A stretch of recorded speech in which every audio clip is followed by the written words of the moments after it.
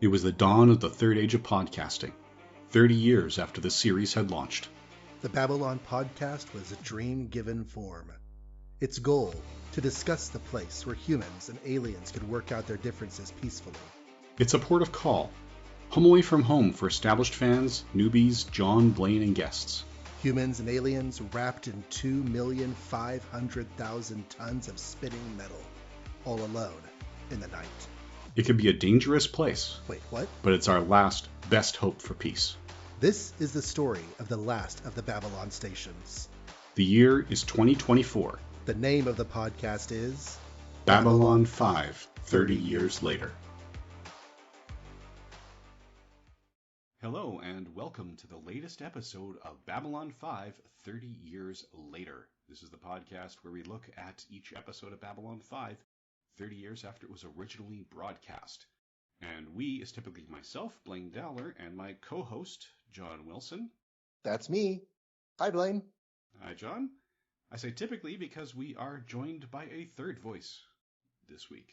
So we were coming up on a very important episode, which we'll say the name of in just a minute, and we wanted to have a guest on. And I happen to have a friend who has mentioned a number of times that she is a fan of Babylon 5. So I said, hey, Bethany Kesler, would you like to come and be on the show with us? Hi, Bethany. Hello. And yes, my answer was heck yes. When do you want me to start? And yeah, because I've loved B5 for a really long time. And I'm really excited that I get to be here and do this with you guys and get to watch John's face as he goes through Babylon 5. So I guess, Blaine, you could talk about why this episode is important, but we wanted to have a guest for this episode in particular. So what are we talking about today? When this script was written, it was titled Raiding Party. But every season has a theme, and they had a title that goes with the theme, which is kind of the title of the season. And then once they had everything mapped out and worked out, and they figured which episode best encapsulates the theme of that year, they would retitle that episode with the theme. And for season 1, that's this one. This episode is Signs in Portents. So this was written by J. Michael Straczynski, which is probably no surprise given how many he's written. It aired May 18th, 1994. It was the 16th in the production after they got the green light to go to series. So this is the second episode broadcast that was directed by Janet Greek, but it was actually the third one filmed that was directed by Janet Greek, because the 12th episode that they produced was this season finale, which we will get to later. But if you've seen this and you know how intense the space sequences are, you know how many special effects are in it, just know that they filmed the season finale as 12th because they knew the visual effects team would take that much time to do the job. Oh, wow. Yeah. Okay. So big deal episode. But Bethany, can you talk to us about your experience with this show? Because I'm a newbie, but you're not. No, and it's the greatest thing because there's nothing greater in life than watching someone who's never seen Babylon 5 get introduced to Babylon 5 and then just kind of watching as they just go from, oh, okay, so this is cool to, oh my God, how did I not see this like 20, 30 years ago? Because it also, unlike several other shows, this one actually really does hold up a lot better. But yeah, I actually started watching most of this show live because I was that kid who would deliberately not do all of my homework, so I had to be punished by staying up late to finish my homework. And while I was doing the homework, was also sneakily watching Babylon 5 alongside my parents. I'm pretty sure that somewhere halfway through, the third season, my dad realized that's what I was doing. But yeah, it's I've been a fan of Babylon 5 since they were on the air the first time. It's been pretty amazing. Do you remember what your first episode was? Did you see the pilot? Did you see the first episode, or did you come in? I came in mid. The one that I remember the most vividly, hilariously, is because before it was just kind of cool in and out, but the one that really, really stuck in my head is from season 3. Okay. And it's Severed Dreams, Maybe we which can will have you make back for sense to that one. Blaine, but not to you yet. And I can't wait till you get there. Yeah, in fact, I recently read that script. I'm reading the scripts in advance so that I make sure I catch the foreshadowing. The next script I have to read is season 3, episode 21 out of 22. Nice. So yeah, Blaine has seen it all, and he's rereading everything, or not rereading the scripts. This is your first time to read the scripts, right? I did read through. I am past the point where I read the first time. I'm pretty Okay. sure. So he's reading ahead on all the scripts. But yeah, I'm just new first time viewer, seeing it all. So I've got my signs and I've got my portents ready to go today. Very excited, and yeah. It's so cool. Thank you for being here with us, Bethany. And of course, you do Superman podcasting. You're a regular panelist at Dragon Con.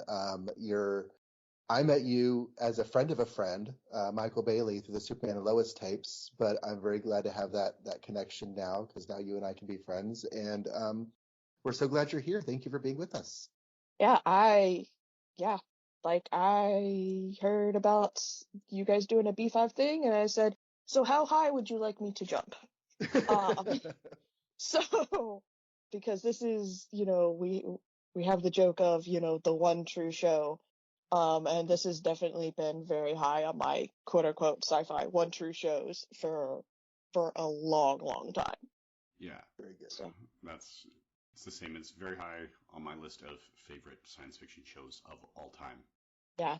And honestly, we haven't reached the episodes that would show you why. I was also the one with the controversial opinion of so I prefer Babylon 5 to both Star Trek and Star Wars, which, considering that I do a lot of work with a bunch of Star Wars authors, kind of landed a little weird for some of them, especially some of them that hadn't seen the show yet. So yeah, but no, Babylon 5 is pretty much, if I could only take one science fiction show with me, it would be Babylon 5. I share your opinion that I prefer Babylon 5 to Star Wars and Star Trek, largely because it is in a lot of ways, it's a single coherent narrative. It has a beginning, a middle, and an end, and because it was planned that way from the start and they weren't coming up with an ending when they found out, oh, this is your last season, as so often happens with some of the other shows, the payoff is immense. It really is, and it's just, I mean, there's not, I can't dump too much praise on this, because it's because literally everything we would say is proved out, by the narrative, by the characters, by the plot lines, and that payoff you mentioned. Like, you get to a certain point and it's just like every episode is like intensely satisfying, and it's just, it's really good in a way that a lot of like science fiction television has tried to emulate afterwards, and not everybody has succeeded. So I think the only one who succeeded at the 5-season coherent narrative that has succeeded just about as well as B5 has been Killjoys. So, gosh, like I said, I can't say enough good things about this show, because it's just, it was the huge formation for baby nerd me, and it kind of like, set the standard for all other shows. And by that time I'd been introduced to 3 different Star Treks, and I was about a year away from being introduced to Star Wars. But I was just like, oh, no, this isn't as cool as this, or this is much cooler than this.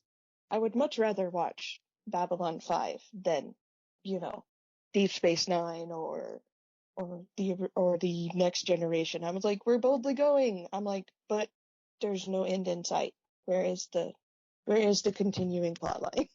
Yeah, which they could have had, because one of the things that Yep. I have since found out is that the way things worked when Next Gen and Deep Space Nine were on the air is that when they started the pilot and they sold it into syndication to the networks, they sold it with a 7-year advertising contract. So they went into those shows in season 1 knowing if they had the ratings to stay on the air, season 7 was the end of it. Yeah. And the way it was written, that was a surprise to me because it was written to me like the second half of season 7 for Next Gen is when they figured out their ending. Deep Space Nine is a little more coherent, but as we said before, they launched around the same time, and the fact that it ran 2 years longer says that Babylon 5 was over when Deep Space Nine really started to pull together. Yeah, and I mean, and granted, out of all of them, Deep Space Nine is the best one because it did eventually find that stride better.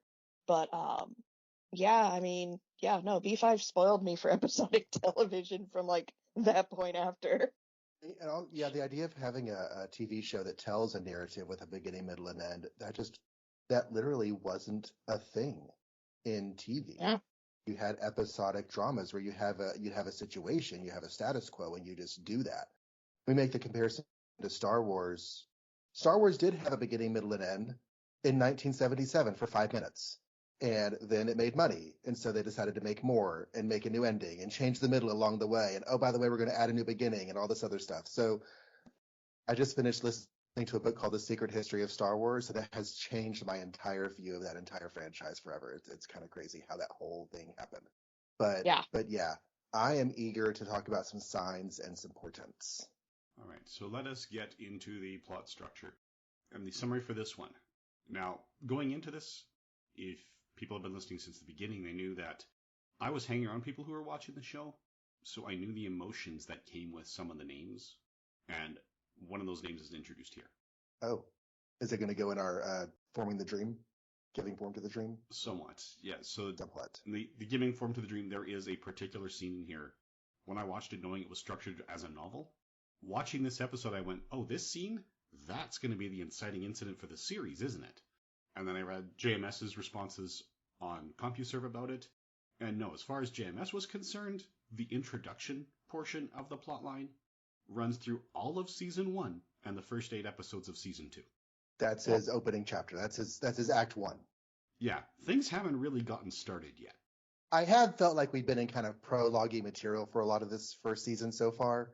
Like, we're just establishing the world and establishing the characters. And yes, laying world-building seeds.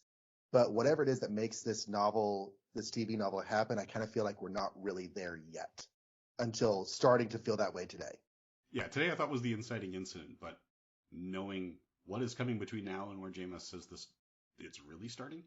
We've mentioned how much time they're going to need for the special effects for the season finale. And there's a 2-parter before that. So anyway, this particular episode kicks off with Ivanova with her 4:30 a.m. wake-up call. And she is not a morning person because she finds it hard to get out of bed when it's dark outside. And as Sinclair points out when she gets to the observation dome, in space it's always dark outside. And she knows. Then they get a distress call. There is a ship that is being attacked by raiders. They can't get there fast enough. And that is, as far as the station personnel is concerned, that's the main plot line of this episode. The raiders are getting bolder, they're getting faster, and they're getting in and out more quickly than they have any right to do with ships so small, because they have to use jump gates like everyone else. Yep. So they start having raiders that are on standby. They've got them ready to launch at a moment's notice. And when there is a distress call, they launch, and Sinclair realizes that's much farther from the station than they've been doing lately, which is no surprise to the viewer, because you've already heard someone on the station saying, hey, okay, we'll keep them busy out there. We've got Babylon 5. And Sinclair looks at the cargo manifest and realizes that's a distraction to keep the fighters away from the station. Something is about to go down right here. So then he brings them in. He has Garibaldi launch another wing. And yes, the raiders have attacked a Centauri vessel. That's because there's something in that vessel that they want. Now, shifting gears to the ambassadors, we know what that is. There is a story where Londo and Lord Rifa have obtained the Eye, which is a Centauri artifact. It's the oldest existing artifact of the Centauri Empire. It was owned by the original emperor, and it was lost about 100 years ago in a particular battle, which has a Narn-sounding name attached, so we're guessing it was part of that conflict. And they have managed to recover it by purchasing it from a human. You know, Londo says he would love to know how he got it back, and the human says, no, you wouldn't. So it is left at that. They have recovered the Eye, and the Centauri who comes to collect it. This is Lord Kiro. He kind of has other plans. Instead of handing it to the Emperor, he wants to use it to help propel him to be the new Emperor, and Londo warns him, times are changing. That's not going to work. Lord Kiro brought with him Lady Ladira, who is the prophetess of their house, and she does not have pleasant visions about the future of Babylon 5. She sees it ending in fire and destruction. But as they are going through trying to get that eye back, they are kidnapped by the raiders. Originally, all three of them were to be taken hostage, but when Sinclair figures out the ruse and figures they might be the target, he meets them at the bay and tries to warn them, not realizing that the raiders have already gotten there, and the raiders just grab Lord Kiro and let Lady Ladira and Londo go.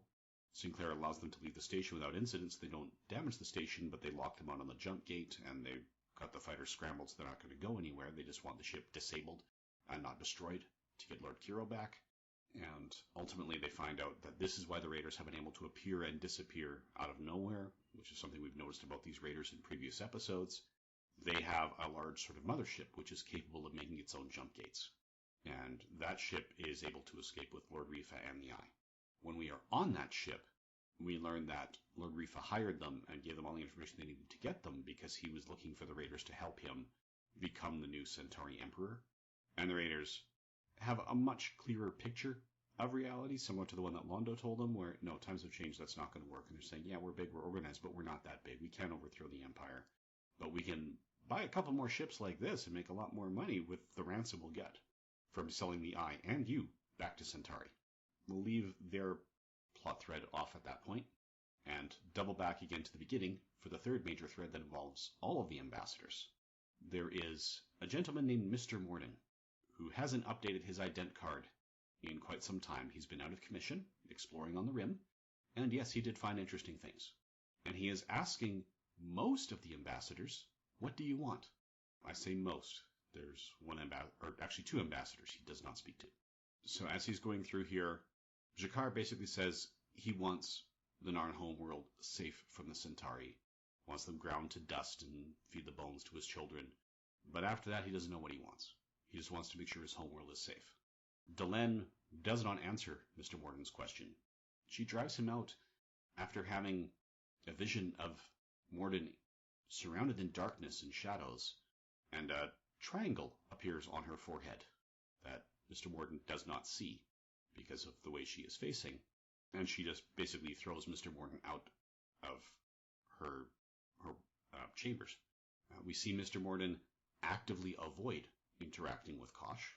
When Kosh returns to the station, he was absent at the beginning, at least in there. That was the first time they crossed paths. And when Morden encounters Londo, Londo is moving with the Eye to get it back to Centauri. He's very impatient, and he finally says, okay, what do I want? I'll tell you what I want. I want it all back the way it was. He wants the Centauri to be back in power. He wants, the legacy of the Empire to return to what it used to be. When I was watching this the first time, it was that conversation that I felt was the inciting incident, because I knew the sheer venom that came out in people's voices when they said the name Mr. Morden when they were discussing the show. Oh, wow, okay. So that is where I thought, oh, this is where things are really going to start rolling. It's a slower build than I anticipated, but yes, this is that was a fairly pivotal moment in the series. But he's so nice and affable. He is, and actually that's why he was hired, but we'll get to that later. So at the end of that tirade or rant, Londo says, does that answer your question? And Morden says, yes, I think it does. And then skip ahead to the Raiders after they've escaped. They've got the Eye, and a very unusual ship seems to decloak or just appear in space and blast through them with a laser, destroying that vessel, killing Lord Kiro and the others on board. And then back on Babylon 5, Lady Ladira says, oh, the shadows have killed Kiro. They figure all is lost. When Morden shows up and gives Londo back the Eye. And Londo is, suddenly he likes Morden. He's ready to buy him a whole fleet of drinks. How will I find you? And there's just this echoing voice, we'll find you. Skipping ahead a little bit to giving form to the dream, Morden said we. So he's not acting alone. And earlier in the episode he said he's not allowed to leave until the ambassadors have answered his question. Mm-hmm. So he's someone else's power and control. Before he does leave, he encounters Kosh a second time. So Kosh did not know he was there the first time. After he'd spoken to the other ambassadors, Kosh found and confronted him and said, "They are not for you. Leave." And then we learned from dialogue later that somehow during the space battle, Kosh's encounter suit was damaged. He would not say how. He only asked for a list of parts to repair it. And then at the end, Lady Ladira shares her vision of a possible future of Babylon 5, ending in fire and destruction, with Sinclair.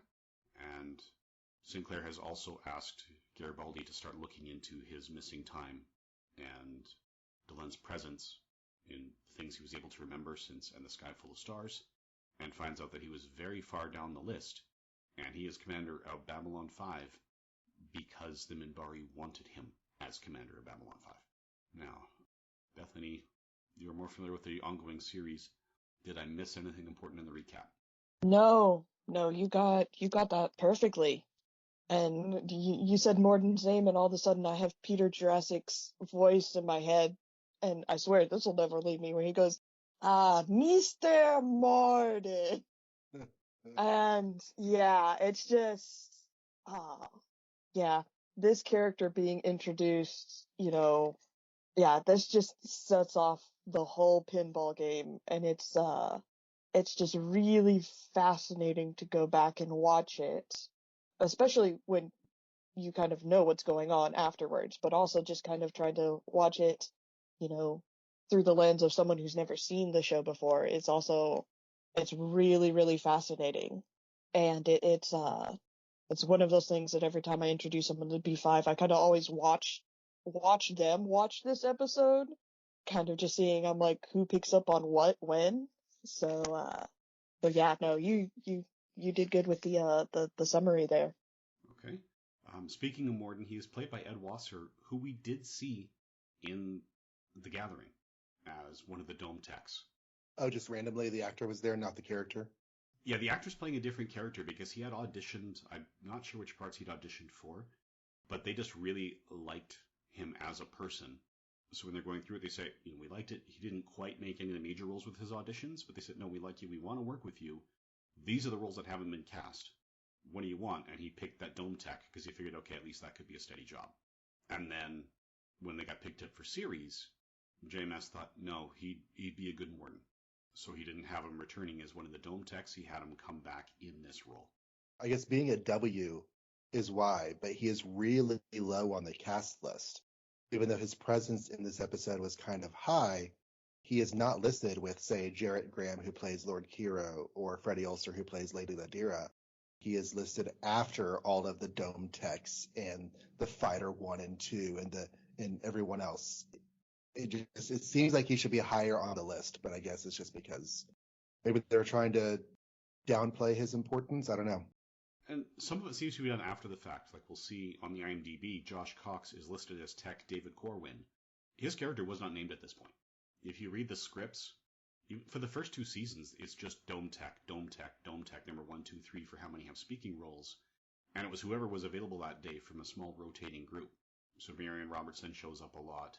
Right? Anita Brady. Yeah, absolutely. They've got a few of them. But again, Josh Cox was a guy that they really liked working with. They wanted to keep him steady, so they figured, no, if we give him a name, he'll be called by name, and then he has to show up for work. And they will know he will have that steady work. So they kept asking JMS for almost a year, give him a name, give him a name, give him a name. And then they finally named him at the start of season 1 when JMS showed up, and Claudia Christian was in his trailer, or in his office, before he had his coffee. Which is never a good sign because he's not a pleasant person before he has his coffee. This whole yeah, that trait of Ivanova was JMS writing for her. Just like when he wrote Amazing Spider-Man, he made Peter Parker not a morning person, even though Roger Stern had said he was. Well, people can change. Yeah. So he was there, and Claudia Christensen was in his office and basically flat out said, I am filming the first scene today, and I am not leaving this chair until he has a name. So Tech David Corwin was named impulsively on the spot after a very prominent radio writer, so that Claudia Christian would make it to the filming on time and wouldn't put him behind schedule. So I'm curious, almost every episode, and maybe every episode, on the, is it called the bridge? The main command center? On the observation dome, there's a red-headed officer who has a line almost every episode. Yeah, Does she have a name? No, Marianne Robertson's character does not have a name. She's got Okay. a slight accent, and It seems to come and go. Yeah, the CNC is what we always used to call it. yeah, Command and control. and the observation dome are in the same room. So, Yeah. Okay. but yeah, Marianne Robinson, the special edition of The Gathering, Sinclair stops a drug dealer that Garibaldi spots on the way in, and that drug dealer took a hostage. That's also Marianne Robertson, and they just decided that's the same character. She was just showing up for duty as one of the dome techs. So, and I believe that footage gets reused later because it didn't make the original broadcast, but they did want to introduce that dust drug. She is credited alternately as Tech number 1 or Dome Tech number 1 or even Tech number 3. She's not even the first Tech all the time, but I kind of wish she had gotten a name because she's always there. Yeah, the Dome Techs are numbered in order of who speaks first that episode. Right. So in this episode, she was number 1, and originally unless you're Josh Cox. Yeah, the one that was Tech Dave Corwin, in the credits, he's Dome Tech number 2. Okay. Yep. Because the name came later. Alrighty. Well, yeah, lots and lots of stuff in the recap. So many things. Before we get too far into the story, I noticed that Harlan Ellison was a conceptual consultant on this episode. Has that been throughout the series? I've been missing it, or is that just for this episode? He goes back and forth between episodes. Like, there's some where he's credited, if I recall correctly, and there's some where he's not credited. So he was on retainer. He and JMS were personal friends. JMS is actually executor to his estate now, and has been orchestrating publication of his posthumous works and things like that. And he would occasionally go to Ellison when he was stuck in working out story problems, and Ellison would do it. So when Ellison's name shows up in the credits, they had some sort of conversation that was relevant to the episode. Sometimes he was giving him ideas for a plot thread that would go through 6 episodes, so his name would show up in all 6 of them. Yeah. Sometimes it was one. There's a couple of story issues in Babylon 5 that were resolved by Harlan Ellison as he was playing pool and just throwing things out there. As a writer and an all-around creative person, yeah, that's more common than one might think. And just for those who don't know, Harlan Ellison is, at least to me, most famous for having written the City on the Edge of Forever episode on the original Star Trek series. Or I should say, writing a script that would eventually be turned into the City on the Edge of Forever episode of the Star Trek series. There's this whole infamous thing with all that. I'm not sure if Mr. Ellison would like that that's his most famous credit for me, or if he has other works that he is more proud of and would like better known, but that's what I know him for. You would love a lot of his prose. Okay. So it's worth tracking down. And yes, for the City on the Edge of Forever, a lot of people will talk about how he was mistreated by Star Trek, but if you find and read his original script, in a time where they were making episodes for $30,000 a piece, his script would have cost more like $400,000. That's what I hear is the most common difficulty with it. Yeah. Yeah. It's just. Yep. Yeah, you can't call for a mob scene with about 10,000 extras and expect to do it on a TV budget. Yeah, back then. I just want to say, starting out here, that I love Ivanova so much, and her morning today, I find so refreshing and so relatable. And the conversation she has with Sinclair about how she doesn't like waking up when it's dark outside. It's always dark outside. So she never likes waking up on this station. I'm just like, yes, that is me. It's not that I don't like my job. I like my job. I love my job. But having to get up in the morning to go to it makes it a lot less appealing. Yes. Like, I'm with you. I love my job. I love the people I work with. I absolutely hate getting up in the mornings. It's the worst. And her alarm woke her up at 4:30, which means she woke up 4 minutes after I did today, and I didn't set an alarm. You have a child. Yeah, but the child was asleep. That was just me. Just how you wake up? That's just how I wake up. Good Lord, Blaine, get that looked up. I am both jealous because it'd be great to wake up just like when I was supposed to, but then also, mornings. Generally, if I'm up at 4:30, it's because I just didn't go to bed. So I'm catching 4:30 from the other side. I actually had a classmate in university He would consistently go to bed when he saw me log into ICQ when I was waking up. Also, remember I ICQ? yes. As the youngest person on this podcast right now, yes, I do remember ICQ. We used to use it for doing school projects when I was in high school. So yeah, no, there was ICQ, and then when you went to an internet high school like I did, and you had to do group projects with people in class who were in Oman and Jordan respectively, and you are in Brazil, you got to draw the short end of who got to stay up to the oh my god 30 in order to have the group project conversations. And meanwhile, I had my high school graduation 3 weeks before my first personal webpage went online, which was 3 weeks before www.microsoft.com went online. So, Wow. In a day before MSN Messenger and then Facebook Messenger and then all the other messengers we have right now, ICQ is like one of the first big person-to-person or group chat messaging services. It was pretty great. Yeah, and we used ICQ because people had interesting internet connections, and surprisingly, it was a lot easier to load ICQ than it was to load anything else. yeah, it was very well designed as chat software. Yes. The only complaint I know people had is when you tried to log on invisible, it would sometimes briefly flash you were logged on before it recognized, oh, they're invisible, hide them. Yeah, it was trim. It worked well. It was nice. I've been a fan of Sinclair's and Garibaldi's friendship throughout this series.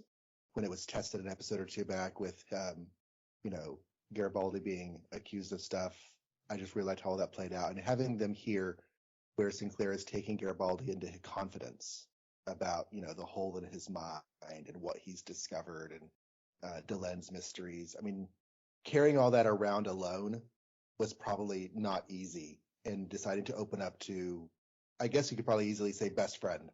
I liked seeing that happen. I'm curious to see where it's going to go. Obviously, we don't know. Well, I say we, the royal we. I don't know. But yeah, it was nice to see that. Yeah, that's definitely one thing in this episode that's been really, really nice is getting it to see that, because yeah, like you said, it was tested. And I mean, Jeff Sinclair is just kind of like the best, just all around. But watching him and Garibaldi is just like something like that's just really kind of special, because you can tell that they're very good friends.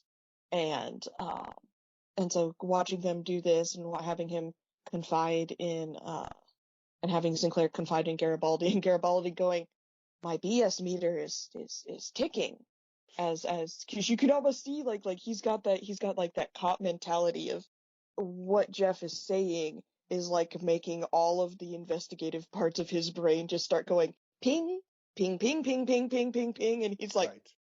okay, there's, something is not right here, and we need to fix this. And so, just like the best cops are like, dogs with a bone, he's just going to be like, okay, I'm going to go after this now. And he's not going to let it stop until he actually gets some answers. And, yep. So, yeah. I particularly like when Sinclair is saying, this may not end well for either of us if we dig into it. It's okay to say no. And Garibaldi's response is, Jeff, it's me. Start at the beginning, leave nothing out. Right. Yeah. I had a friend who once, used to call that the Garibaldi bitch face. Because you can almost see him thinking, bitch, please, just talk. It's good to have those friends, right? It's good to have those people that you can just you can say anything to, and they will still be there.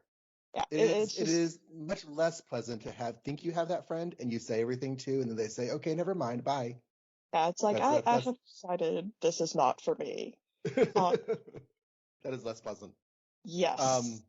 The argument between Jakar and Londo, I feel like whatever they were talking about, I'm not even sure if it served the episode or if it served future plot lines. I feel like it was just a good character moment for them, and just to tear into each other and highlight their, tension. But being that guy between them, I pity that fool. He was now having a day. It was just like, I regret everything that led up to me choosing this specific space elevator. Right. For characters like that, the screens usually say someone, or the scripts, sorry, usually just say someone. So they could put whoever's available. They encouraged a lot of alien makeup to make the series diverse.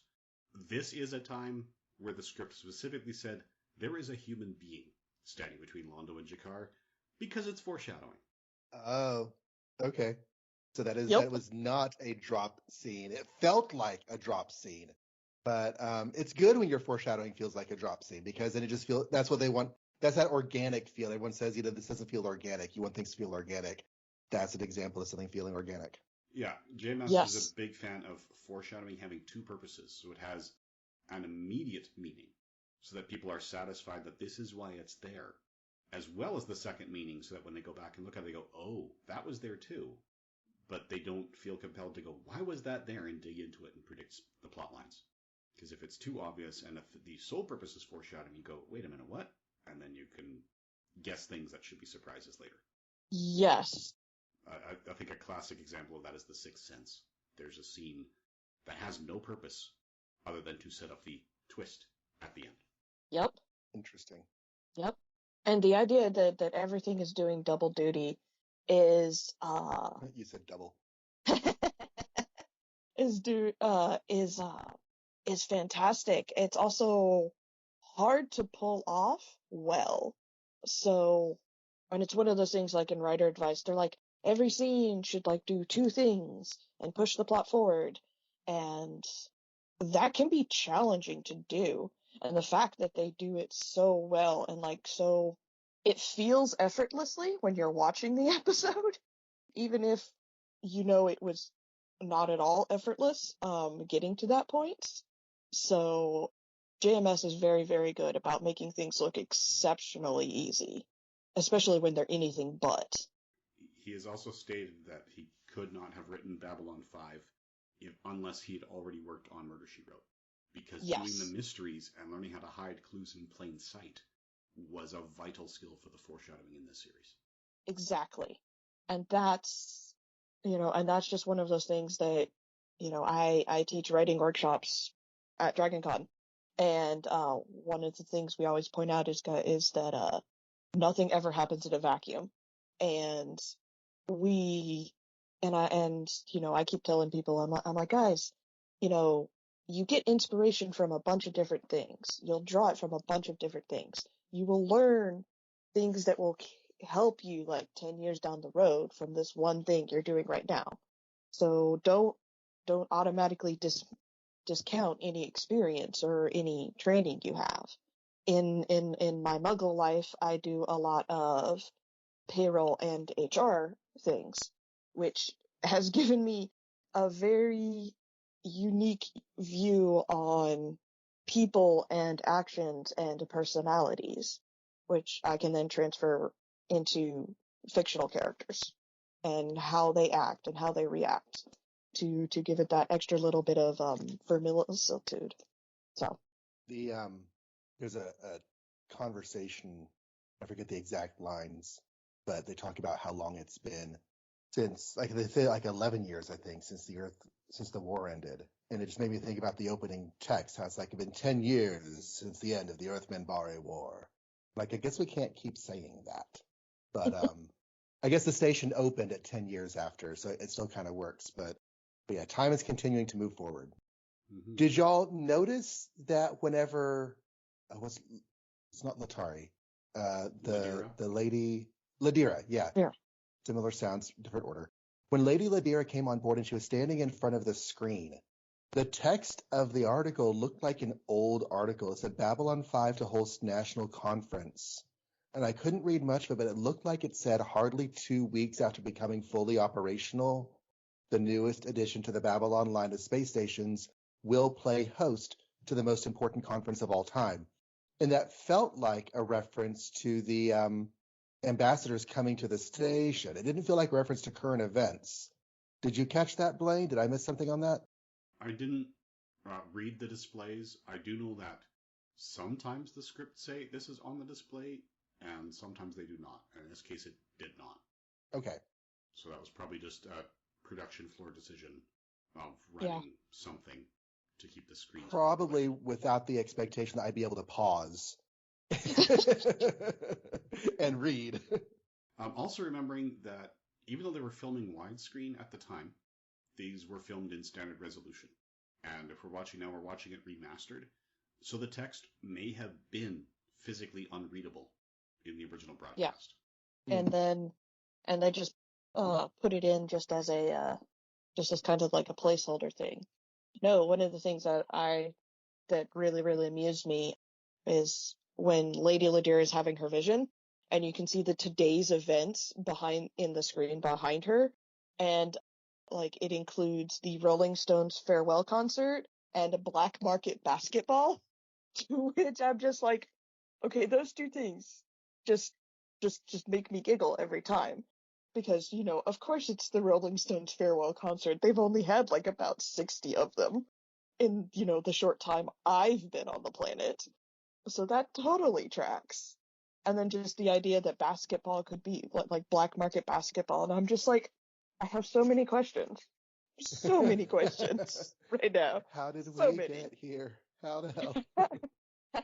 How did this become this? Right. And then I think two of the other ones were like what, zero G shuffleboard and gravity loss safety lessons, which, okay, fair, but also zero G shuffleboard, and I'm just like, but how does it work? How does Because how does the physics? you need the friction and the gravity and the sliding. Yeah, and that's as a physics teacher, shuffleboard depends on stopping things with friction. Friction is proportional to the normal force, and the normal force is the equal and opposite force that responds to gravity that keeps the rock from going through the floor or jumping off the floor. So if you Yeah, have zero gravity, you actually have largely frictionless surfaces, unless you're pushing against them. You lose yeah. the shuffle in the shuffleboard. Well, and it's like, okay, so this is either like an incredibly boring sport or an incredibly dangerous sport, depending how hard someone is hitting this thing. Yeah, I'm thinking you'd have to pre-position like a backstop that they hit. So put something on the button and then aim for that. I don't know if it's still called the button in shuffleboard. I'm Canadian. I'm used to shuffleboard just being curling without the ice. That is an excellent description of shuffleboard. But yeah, so it's just like zero G shuffleboard. I'm like, okay, so how are we keeping these things from like going through the hull? Like, But yeah, it's the little things when I rewatch episodes that just stick out to me. Right, because you've seen the big ones. Now you can pay attention to all the Like, little ones. but yeah, no, Well, black market basketball, like, so many questions. we meet Kira. She one time told me I was going to be killed by shadows. Here I am. All this. Yeah, you're dying in this episode, Kira. I can tell that right now. That was my Yeah. reaction to that scene. Okay, if you were prophesied to die and you think it's funny because you haven't died yet, well, guess what? You're about to. Yep. And the fact that was like, on his first birthday, and he's just like, I haven't died yet, and I'm like, that's not the thing. That's not a comforting thing, my dude. No, and I think part of it is because it's like, by shadows, how are shadows going to kill me? Because you only know the one definition of the term. Yes, you don't know the capital S. But it's like everyone hasn't died until they do. So the fact that she said this is how you're going to die doesn't mean it's not going to happen. You just, Yeah. haven't gotten there yet. Though I also love the idea that he doesn't know about the capital S shadows, and I'm sitting here going, I'm like, okay, so whoever wiped this information out did a really good job of bearing all this information. Remember, first-time viewers like John don't know how much information there is about the shadows known and when. True. So technically, I don't know that there is a cover-up of information. I just know that no one knows what's going on here. But that's Yes. okay. So yeah, you're getting killed by shadows. I assume it's not like Peter Pan's shadow coming to life or whatever. It's got a bigger portent going on. And then by the end of the episode, he does get killed by basically the Romulan ship Narada from 2009 Star Trek film. I figure that's probably the shadows. And then Mr. Morden obviously has a connection to them because he the eye is on the ship that gets destroyed, and then Morden has the eye at the end. I'm like, okay, this is a thing. Also, when Delenn looks at him after the triangle thing appears, she sees him covered in shadows. Yep. Oh, I missed that. Yeah, he's just a dark silhouette because he is surrounded by shadows. Okay, Yep. okay. Yeah, so there's that piece, and then after he leaves, that's when Delenn says, "They're here." Very Carol Ann of her. Her gray triangle, which I thought had been removed, just suddenly reappears. So I don't know if she's like covering it up with makeup every day, or if it's some other aspect of her face that is functioning the way I don't understand. But the presence of this Morden shadow person makes it appear. She's like, but her gray council connection, I guess, is going to become part of this as well, which if this is part of like the big overall arcing story, I would assume would play into it in a big way. Your questions will be answered. Yep, I'm not asking for answers, just Yeah. saying things I'm connecting. Yep. To echo another fandom that you and I share in common, watch and find out. Yes. Is this the first explicit mention of the Centauri Emperor? I know we've heard the Centauri Empire, but like the Emperor gets talked about a few times in this episode, and I don't remember there being a conversation about him before. I honestly don't remember, because I've only been paying attention to that much detail on the rewatch, and it didn't twig because I know about the Centauri Emperor already. Right. I think you are correct in that this is the first mention of the Emperor himself, at least this specific Emperor himself, apart from the just like offhand notions of like Londo talking to Veer about something that he's completely wrong about, and Veer just nodding and going, okay, whatever. But yeah, I think this is the first time it really, really does come out about the Emperor himself rather than him as part of just like the Empire as a whole. The episode with Danica McKellar, I think that was Born to the Purple. Like they talk about Centauri culture and nobility and expectations in that one, but I don't think there's any, unless just in passing, I don't think the Emperor himself comes up in that those conversations. Yeah. Okay, so I don't know how important it is with the Emperor, but you figure if there's an empire, there's probably an Emperor. Probably. Yep. I was thinking with the when Ladira is laying there, hearing all of the voices of the future. A lot of times, whenever that kind of technique is done, it's with a flashback, like they're remembering stuff. And if it's a scene that we saw on film or on camera, they'll pull sound bites from that scene and bring it into the memory. It's not often done with a flash forward of stuff that hasn't happened yet. I can only assume that the voices that she's hearing are not actually clips from a future episode. That seems a bit too far reaching. But I did like the storytelling technique. I won't say whether or not this is one of them, but Babylon 5 does do the flash forward recording in advance. Ah. They do. So maybe this is one, maybe it is not. But yeah, it's going to happen at some point in these 5 years, at least once. Good. All the raiders showing up made me realize that when Ivanova went off and I confronted all those raiders and then mysteriously got back in one piece, like we got a very similar scene in this with a whole bunch of raiders showing up. And I was like, oh, those are probably connected. I don't know if that was last episode. I'm starting to forget when episodes were because I don't know. My memory is crap. But is that a correct conclusion, or can we know if that's a correct conclusion that the raiders that she faced off with at the end of one episode recently, that's connected to these raiding parties? Yeah, the raiding parties that we've been seeing since Midnight on the Firing Line were all this organization. Yes. Okay. And we don't know what that organization is. There was a mysterious captain on that ship that we never saw, but that ship got destroyed. So whatever that organization is, in theory, they must have other forces, because otherwise that's an end to that plotline kind of abruptly. Well, remember they said that they had one of those ships, and they were planning to use the ransom from the Eye to buy more. Okay. So they don't have another ship, but maybe they still exist in some form out there somewhere. I really like the Star Furies. I think it was Battlestar Galactica, the modern series, that made me start to think about like how ships fly in space, because they did so much to visualize the physics of how those Vipers moved in a lot of similar ways to how the Star Furies move, with the thrusters and everything going off in different vectors.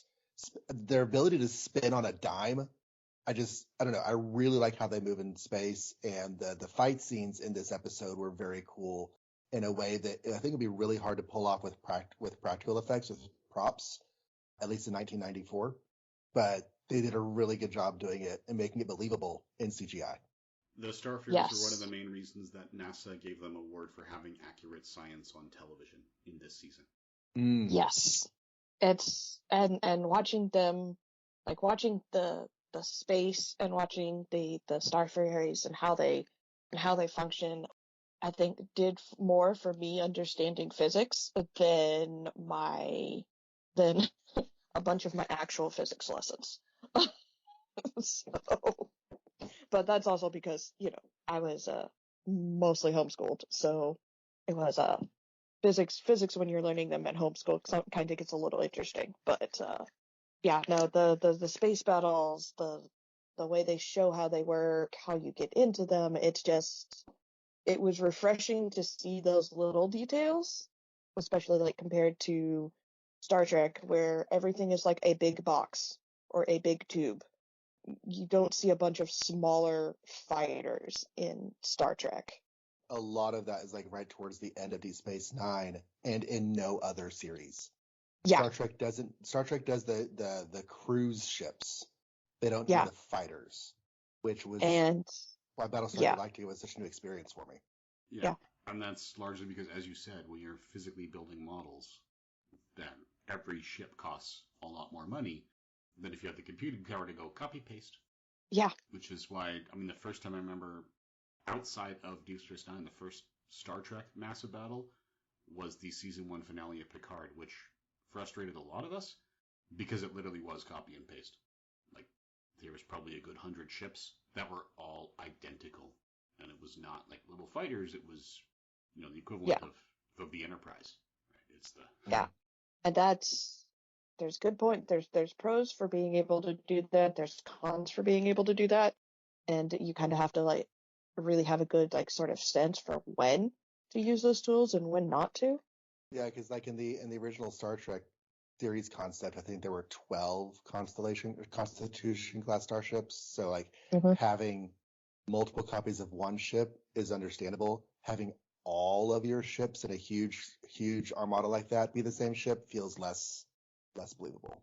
Yeah. I mean, Um, eventually at like some point, somebody's going to have decided I don't like red stripes on my ship. I would like blue stripes, or I would like gray stripes.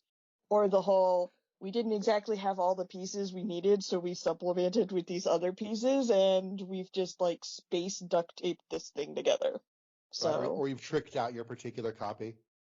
Or the Return of the Jedi problem where the model wasn't hanging right, so they hung up a shoe. yep, What?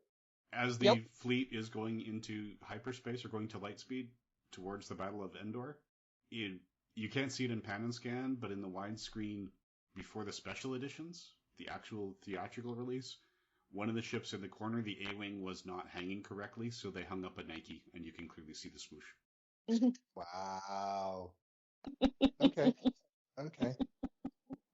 We already talked about Morden in the Shadows, so my last note is just a random notice that I happened to see while Garibaldi and, actually my second to last note, Garibaldi and Sinclair are talking at the end, and they each wash their hands. And by wash their hands, I mean they stick them under a light beam and pretend. So I don't know if that's like a sonic hand washing thing, but I thought it was just kind of neat and futury. They're washing their hands without water. It's cute. Yeah, it was ultraviolet light, and yes, that was a point to show that, unlike the impression you might get from some other shows, humanity does not evolve beyond the need for bathrooms in the next 200 years. yeah, yeah. So yes, that conversation starts with them at the urinals. That's great. And And it's employees like, must wash hands before returning to work. exactly. And, it's the little details like that someone actually stopped to think about that really just kind of make the world building that much better. Because, I mean, world building is mammoth, and it's just like you can get bogged down in those details for centuries.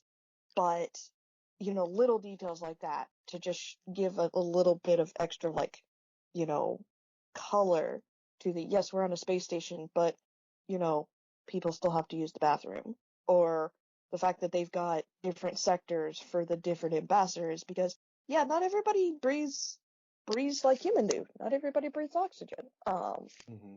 It's just those little touches just kind of all add up to really selling the idea that, yes, this is a working ship, this is and it's yeah, it just adds to the awesome. And I think in this case it also reinforces how close Sinclair and Garibaldi are. Yes. Because you have to be a certain amount of emotional you have to have a certain amount of emotional closeness before you will continue conversations while using a urinal. There is the men's bathroom etiquette of do not speak unless, like you said, unless you're friends, which, I've never been a lady in the ladies' room, but I think I get the impression that things play out differently sometimes. But in the men's room, you don't talk. That's just the rules. Yeah. The only time you will speak to someone is, warn them they're out of paper towels or toilet paper or soap. Yeah, or just a very, very brief sup as you meet eyes as you're passing by each other. That's it. Well, I mean, yeah, no, there is a certain amount of comfort level you have, just like with Garibaldi and with Sinclair, because yes, there's a limited number of people whom I would continue to have the same conversation with while going about your business. I'm like, yeah, I can count those people off like one hand. Right. But those, And but yeah, no, there is that showing that they do have that comfort level, which is good. And the other thing I was going to mention is that seeing the station exploding in Ladira's mind's eye at the end, that was a moment that I'm sure was intended to be remembered for a long time to come. Yeah, it was designed to make an impression. Yes. So anyways, I've kind of gone through all of the story points that I thought about as I was watching. Bethany, did you have anything that we haven't discussed yet that you wanted to bring up? No, I think we've covered everything. Yeah, no, we've covered everything for this episode. I just, anything else I would say would just be character moments, like, Londo and Jikar are one of the greatest strengths in the building blocks of all the character moments on the show. And it's just a joy to watch those two actors work. Part of it was because they didn't think Straczynski was happy with their work, because one of the few times in any given day he would take time to leave his office and leave meetings just to watch them film was when Jurassic and Katsoulis were filming together. And they were like early season 3 before Jurassic came to his office and said, okay, what do you want us to do? You're watching us. So, they thought that he was there to monitor and supervise and give the director's feedback to approve it. And Straczynski was going, no, I go there because it's the high point of my day, because you guys always knock it out of the park, especially when you're together. So when you're both there, I just go to enjoy and remind myself, yeah, this is working before I get back to it. So then, instead of getting nervous when JMS showed up to watch them film, they got nervous when he didn't show up to watch them film. It's sort of a damned if you do, damned if you don't. Well, anxiety is going to anxiety, so. But yeah, no, just watching those two actors just on the screen is just always a joy, and it just gets better from here, and I can't wait till you get to some of those points. So yeah, that's all I have for the Legion session. And given how important this episode is in the long term, and how familiar Bethany and I already are with the series, I think when we're doing our last best hope now for the stand-up character moment, I think Jon should go first. Yes. Otherwise he may bias. Oh. Well, there's a lot in this episode that obviously is very important. And the thing I picked for last best hope is actually a very small, minor thing. Okay. I had said, early in this podcast, I was not a huge fan of Sinclair's performance, especially in The Gathering. And I've said before that he's grown on me, but it's only halfway through one season, and already the way that character plays is so much stronger, so much more powerful in his command of the station, so much more believable as a man with decades of military service and loss and hardship that goes with that command, losing people under your command, all those things. I believe him so much better now. And there were just a couple of moments in this episode that, he and his eyebrows just really, really sold it for me. One of which was when the terrorist has taken Kiro and left the station, and Sinclair lets them leave, and then immediately gets on his comm and starts giving orders to go after them. Just and his reaching out to Garibaldi in this. There's so much about him as a person and the actor's performance of the person in this episode that just reminded me, yeah, he's pretty great. And other than Ivanova, because Ivanova is Ivanova, he might be one of my favorite parts of this show. I say favorite. Londo is Londo. All the characters are fantastic, all right? So I can't say that he's my favorite, because I don't like to pick favorites, because your children don't like it whenever you pick a favorite. But he's pretty great. Yeah, picking a favorite in this show is just like, yes. Yes. The entire show. All the characters. Yeah, the entire show. Yes. All of them. What about you, Bethany? Anything stand out? Last best hope?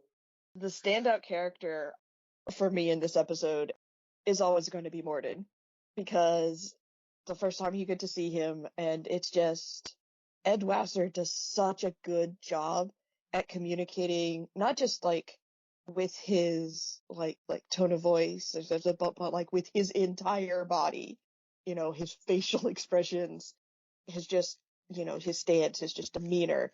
He just brings his 110 A game every single time we see him on screen.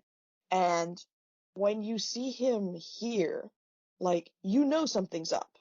Something's up. Even if you're not sure what it is yet, something's up. And then just watching his interactions with the different ambassadors, it's just, and how he he is himself, and he's asking them all the same question, but he tailors certain expressions or certain physical movements to the specific person he's meeting. And it's really subtle, but it's also really character revealing. And it's just, just kind of instinctively, this is someone to watch, and watch closely. When he follows Londo onto the lift and just has this like big smile on his face. Hi, we're friends now. That made me smile. That was great. Yeah, I mean, they could not have picked a better person for that role. And actually, after he filmed, this is actually the second time that they filmed him as Morden. After the first time, JMS was a little upset with how serious he played it. He wanted it lighter, more like Ed Wasser in real life. And he told him that on set, and he wasn't happy. And Wasser thought, okay, that's it. I'm in trouble. They're going to write me out. And Wasser, this is one of the two stories he likes to share, is that after JMS watched the dailies the next day and saw it on film, he made a point of calling Ed Wasser and said, forget everything I said yesterday. You were right. I was wrong. Keep doing what you're doing. So that's one of the stories he likes to share. The other one is that about 5 months after they filmed this, he tried to buy flowers for his wife and had a very frustrating experience because the florist just kept saying, what do you want? What do you want? What do you want? Because she had recognized him from this show. Actually, she thought she recognized him from Deep Space Nine, but still. She recognized him and just kept saying, what do you want? Instead of actually answering his question. He was getting really frustrated. He was like, roses, what do you want? Well, 12 roses, what do you want? 12 red roses, what do you want? And it took him a moment before he twigged, oh, wait, this is a Babylon 5 thing. Yeah, and my incredibly academic, nerdy self has a bunch of fun little things that you can tell from this, and then from other things that you'll see later on. But I will save that for a later podcast so we don't spoil Jon. In my case, for the last best hope, the standout moment for me is when Londo answers his question. When Londo tells Morden what he wants, because that is, it is not obvious now, but that sets the path for the rest of the series. But honestly, even if it didn't, it's delivered with such conviction and pathos, and like, if only the life that we had we could just have that again. He really sells his need to have the Imperial resurgence that he's longing Yeah. And I think this is the episode. Yeah, I think this is the episode where I really just kind of like fell in love with Londo Mollari as a character. Because, he's joking, he's drunk, he's happy, he's clearly on the way out, but there's this core to him that you get to see in this episode that tells you, oh, it's not just all superficial. There's a deeper core there. And yeah, no, that's whenever I watch the scene with that, it always gives me shivers up my spine to listen to him do that little "I want this," and I'm like, ooh, I just got chills. Okay, so from there we go to giving form to the dream, where we talk about what happens in this episode that will come up in the future. Not why it's important, not when it's important, not how important it is, just this will come back. There wasn't a whole lot in this one. This will be a fairly short giving form to the dream, actually. Everything. In 1994, the standard practice was to film TV at 30 frames per second, and by my count, there's about 47 frames that aren't going to matter. So a second and a half of this episode doesn't matter. Yep. So just thinking about things off the top of my head as the newbie, we've got Morden and we've got the mysterious shadows with the big spiky ship that appears at the end. We've got the prophecy that the station is going to fall in fire and destruction. We have the organization that brought the eye that's been raiding different planets and stuff near the station, assuming that plot is not over, because it did get sliced in half at the end, but assuming that was only one branch of that plot line. We have, if Morden is asking everybody what they want, then it seems only reasonable to assume that those desires are something that's going to play into the future. So the Narn revenge on the Centauri. And let's just pause for the second to talk about that, because that's an interesting thing. Because the Narn were kind of sold at the beginning of this series as the bad guys of the series, and they have done a great job of making it a lot more realistic and fleshed out and, for lack of a better word, human than that over the course of things. But it is not often that you have a storyline that kind of plays with the metaphor of real history, such as the way that the Nazi regime treated the Jewish people. That you have like with the Cardassians and the Bajorans, you have the Centauri and the Narn, but now the Narn have actually gained so much power that they're able to fight back and become the quote unquote threat. You don't have that storyline as much, at least in my experience. But yeah, seeing that was really interesting. But to stop tangenting, what else? You have the Triangle Grey Council thing showing up on Delenn. You have Garibaldi looking into the firing line and what happened with Sinclair disappearing into the ship and seeing Delenn and all that stuff. So that's just what I can think of off the top of my head as stuff in this episode that seems like, yeah, this is going places. That long list that John just gave us is not complete. Yep. I didn't look to see if Ladira comes back. I was curious, but I did not look to see with her eyes. Yeah, that does establish that Centauri houses will often have a prophet for the house, right? Because she was the prophet of Kiro's house. Oh, okay, so that's like a part of their culture, a prophet of the house. Okay. Yeah. So we have that, like we said, Morden reports to someone who we can safely assume in the shadows after this. Here we've got the thematic foreshadowing of the human being caught in a conflict between the Narn and the Centauri outside the elevator. We have, like I said, Morden went to 3 of the 5 ambassadors. Oh, yeah, he deliberately avoided Kosh, and then Kosh said, they're not ready for you. Yeah, and then after that encounter, at some point, Kosh's suit got damaged. And then the 5th ambassador... I didn't even notice that. That was part of the dialogue that Garibaldi said after the space battle. Kosh's encounter suit was damaged, and he just asked for the materials for the repair. He wouldn't say how it was damaged. And the fact that he was coming back from some unknown visit, I wasn't sure if the fact that he was on an unknown visit was important or not. He just was coming back from something. I think the important element to that is that he was off the station when Morden first came. Okay. Conceivably, he might not have been enthused about Morden showing up on the station if he had been aware of it when it happened. Okay.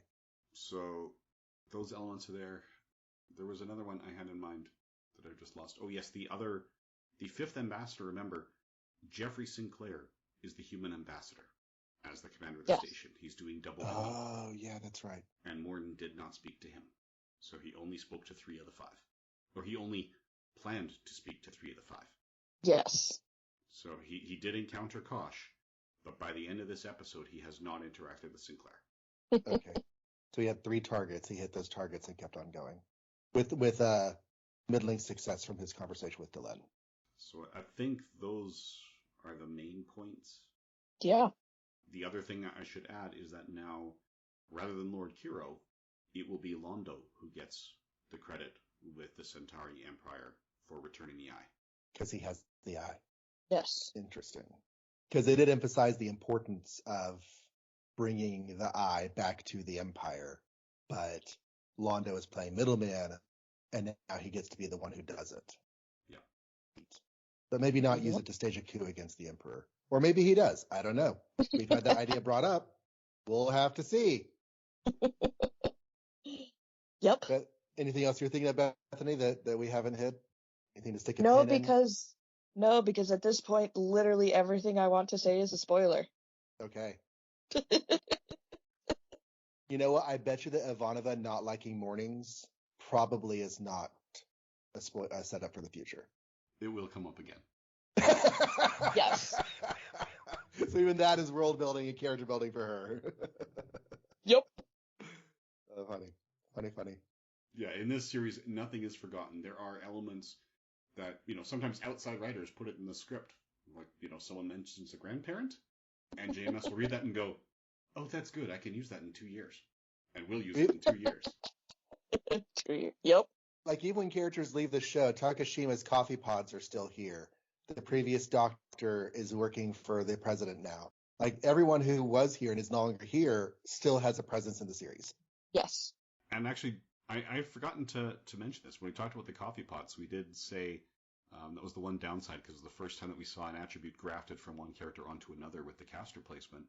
Now I am wondering, because not having seen the original, only watching the special edition of The Gathering, I know that scene where she mentioned it was shortened. So I wonder if in the first broadcast that felt like it was grafted, or if that part of the conversation was on the cutting room floor. And then added back in? Yeah, so people may not have known that was her coffee plants. Yeah. When it was attributed to Ivanova. Interesting. Because there are other elements that were grafted onto Dr. Franklin that were part of Dr. Kyle's backstory that were mentioned in the extra materials that never made it to screen. Mm-hmm. So it could be a case of if it never made it to screen, then he was okay porting it. And at the time that scene was written, the coffee plants had not made it to screen. Gotcha. Alrighty. So giving form to the dream is just watch the episode again, and that's our entire giving form to the dream segment. Yeah, you can skip the frames where there's no characters visible, but aside from that, or at least most of the frames where there's no characters visible, there actually are some that might still be relevant, believe it or not. Well, not to step on your toes, but I was going to ask Bethany what her presence on the internet is like. Is that what we're ready for? Yeah, I think we're ready for the comm link here. So, Bethany, thank you so much for being on the show. We would like to have you back at some point in the future, if you would be willing. Absolutely. In the meantime, what are you doing on the internet and other places where people might want to find out more about the amazingness that is you? Well, I do have a podcast that I run with Michael Bailey and Allison Richards. It's part of the Fortress of Baileytude. It's called the Superman and Lois tapes, where we look at the Superman and Lois show. We are currently on hiatus, but we've got 2 seasons up to go along with the 2 seasons of the show. And it's a lot of fun, especially since it's 1 Superman nerd and 2 Batman nerds talking about a show about Superman. So it's worth mentioning it's only on hiatus because the show is on hiatus. It's on hiatus. Whenever the show comes back, y'all will be back. It's not those. We're on hiatus indefinitely. No. When the show comes back, we'll be back, and there may be some extra episodes that float in and out for different things. I like your Smallville discussion. That was going to be a thing y'all did in the summers, and it never happened. But yeah, I liked that. Y'all can do that. Do more of those. Yes, yes, we do need to do more of those, especially since I think it probably just delights Bailey and Allison to watch me make faces or have very interesting reactions to some of the stuff with Smallville, since I only watched up to season 3 and then caught interchangeable stuff in and out. Okay, well, to be fair, season 3 of Smallville, I think, was the season with the witches where Gino Schwark was stepping up. And Gino Schwark was the creator who was director of Jaws 4 The Revenge and Supergirl. So Yeah. that was the toughest season for me to continue through as well. I was writing reviews, Yeah. so I stuck with it, and I was happy I did. But yeah, that was, if you lost it at one of the low points of the series. Yeah, and most of that was just a moving and just didn't get back to it sort of thing. So I will also guest star on the American Sci-Fi Classics quarantine panels that are on the American Sci-Fi Classics YouTube channel. And then I also have a Patreon for my short stories that you can find at patreon.com/DJ Gray, and that's Gray. It's not the British spelling, it's the American one. And other than that, you can find me on Twitter at BookNerdGuru and just randomly on Facebook and other places. So, All right. Well, So for anyone who's got feedback on this, or if in all of that we missed some foreshadowing that you caught, you can send that email to Babylon530yearslater at gmail.com. Use numerals or words for the numbers, your choice, all four of them work. Unless otherwise specified, they will be read on the air, although if it gets too spoilery, it may be tabled until the content is no longer a spoiler. you can also leave comments for the show at either of its two homes. Since Blaine and I both have our podcasting residences, this is being posted in both places. So johnreadscomics.com with no H in comics. You can go there and comment on the episodes or find all of the other podcasts that I am currently doing or have done in the past. I was just noticing a Facebook memory today about the podcast I did with my daughter years ago. So if you want to hear me and a teenage daughter talk about old Marvel comics featuring the Avengers characters, Avengers Inspirations is one of the shows available at johnreadscomics.com. So go check out and comment on these episodes because we want to hear what you have to say about Babylon 5. Yes, and those Avengers Inspirations episodes were fantastic, so I would recommend them. You can also leave those comments, as John said. My podcasts are shared through Bureau42.com, so you can leave your comments there as well. And you can review the show through your favorite podcatcher. We will be checking Apple Podcasts regularly because that's one of the more popular review spots. And if you leave a review somewhere else, A, we appreciate you very much for leaving it in your podcatcher of choice because other people use that podcatcher. But B, if you would like us to read the review and acknowledge you on the air, just drop us a line and say, hey, I left a review over at the Podcasts Are Awesome podcatcher. And we will go try to find that review and thank you for it here because we appreciate you very much. And then finally, everything is also posted on YouTube with minimal visualization. This is still primarily an audio podcast, but you can leave comments there as well. All right, so I think from here. Well, thank you again, Bethany, for being on the show. Really, really appreciate you being here. Tell me again the name of the episode in season 3 that was your first one. It was Severed Dreams. Severed Dreams. So if nothing else, we'd like to have you back for that. Yes. Yeah, no, I will cheerfully co-star on this at any time you guys want. Okay, I just put your name down for Severed Dreams. Yes. That is, I think, probably one of my single favorite episodes of television of all time. Okay, so we'll do that. And for those out there, thank you for listening. And good eating to you.